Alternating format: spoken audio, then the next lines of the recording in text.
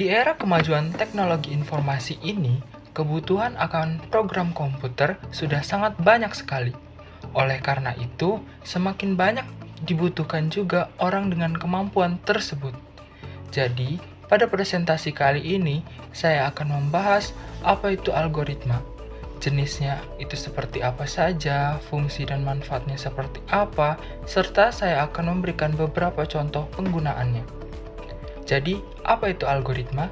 Algoritma adalah serangkaian instruksi yang tersusun secara logis dan sistematis untuk menyelesaikan suatu masalah atau mencapai tujuan tertentu. Menurut Kamus Besar Bahasa Indonesia, algoritma didefinisikan sebagai prosedur sistematis untuk memecahkan masalah matematis dalam langkah-langkah yang terbatas. Beberapa jenis algoritma yang umum digunakan yaitu algoritma pencarian. Algoritma pencarian digunakan untuk mencari suatu elemen dalam suatu kumpulan data. Contoh algoritma ini adalah algoritma linear search dan algoritma binary search. Selanjutnya ada algoritma pengurutan. Algoritma pengurutan digunakan untuk mengurutkan suatu kumpulan data. Contoh algoritma pengurutan adalah algoritma bubble sort dan algoritma quick sort. Selanjutnya lagi ada algoritma kompresi. Algoritma kompresi digunakan untuk mengompres data agar ukurannya menjadi lebih kecil. Contohnya algoritma Huffman coding. Lanjut lagi ada algoritma kriptografi. Algoritma kriptografi digunakan untuk mengamankan data dengan cara menginskripsi dan mendeskripsikan data. Contoh algoritma ini adalah Advanced Encryption Standard dan Reverse Sharing Agreement. Selanjutnya ada algoritma machine learning. Algoritma machine learning digunakan untuk melatih model dari data dan membuat prediksi atau keputusan. Contohnya yaitu regresi linear dan algoritma pohon keputusan. Beberapa fungsi algoritma yang paling utama adalah memecahkan masalah. Algoritma digunakan untuk memecahkan berbagai jenis masalah, mulai dari masalah yang sederhana hingga masalah yang kompleks. Fungsi yang lainnya itu seperti memproses informasi. Algoritma digunakan untuk memproses informasi dan menghasilkan output yang diinginkan. Selanjutnya lagi ada mengendalikan perangkat. Algoritma digunakan untuk mengendalikan perangkat seperti komputer, robot, dan mesin lainnya. Fungsi yang lainnya adalah membuat simulasi. Algoritma digunakan untuk membuat simulasi berbagai fenomena dan sistem. Dan fungsi yang lainnya adalah menganalisis data. Algoritma digunakan untuk menganalisis data dan menemukan pola serta tren. Selain fungsi tersebut, ada juga manfaatnya. Yang pertama, membantu memecahkan permasalahan dengan logika dan sistematis. Algoritma membantu memecahkan permasalahan dengan cara memecahkan masalah menjadi langkah-langkah yang lebih kecil dan mudah diurai. Setiap langkah dalam algoritma harus didefinisikan dengan jelas dan terstruktur secara logis. Hal ini membantu memastikan bahwa masalah dapat diselesaikan dengan benar dan efisien. Yang kedua, memudahkan pembuatan suatu program untuk penyelesaian suatu masalah tertentu. Algoritma menyediakan panduan yang jelas dan terstruktur untuk menyelesaikan suatu masalah. Dengan mengikuti langkah-langkah dalam algoritma, pemrograman dengan mudah menerjemahkan langkah-langkah tersebut ke dalam kode program. Hal ini membantu menghemat waktu dan effort dalam proses pengembangan. Yang ketiga, dapat digunakan berkali-kali untuk menyelesaikan masalah. Algoritma bersifat umum dan dapat digunakan untuk menyelesaikan berbagai masalah dengan jenis yang sama. Dengan kata lain, algoritma tidak hanya dirancang untuk menyelesaikan satu masalah tertentu, tapi dapat diadaptasi untuk menyelesaikan masalah lain yang memiliki karakteristik serupa. Yang keempat, membuat program rumit dan besar jadi lebih sederhana. Algoritma membantu memecah program yang rumit dan besar menjadi bagian-bagian yang lebih kecil dan mudah dipahami. Hal ini membuat program lebih mudah diimplementasikan, diuji, dan dipelihara. Yang kelima, mengatasi masalah yang ada secara urut.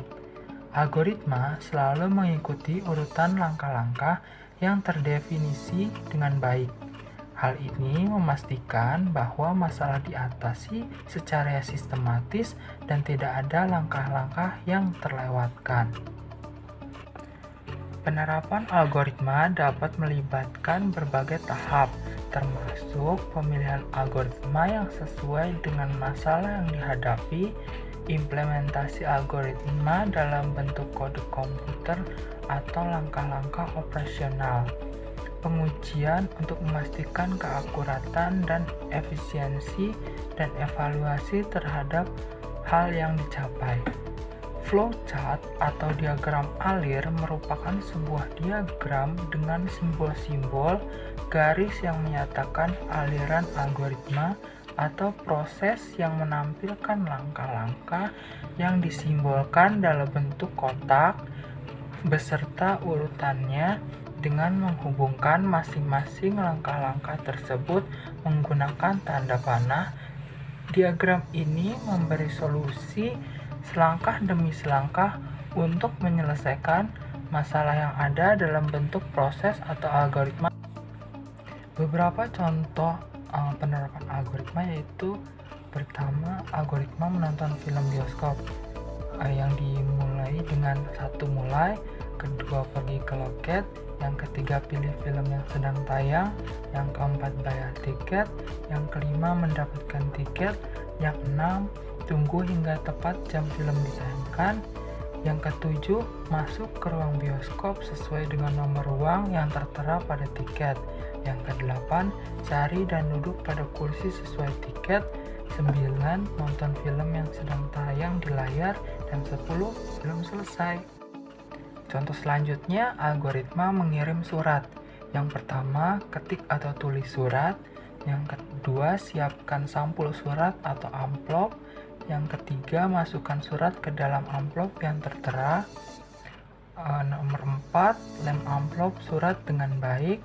Yang kelima, tuliskan alamat pengiriman surat. Jika tidak ingat, lebih dahulu ambil buku alamat dan cari alamat tujuan, lalu tulis alamat dengan amplop surat.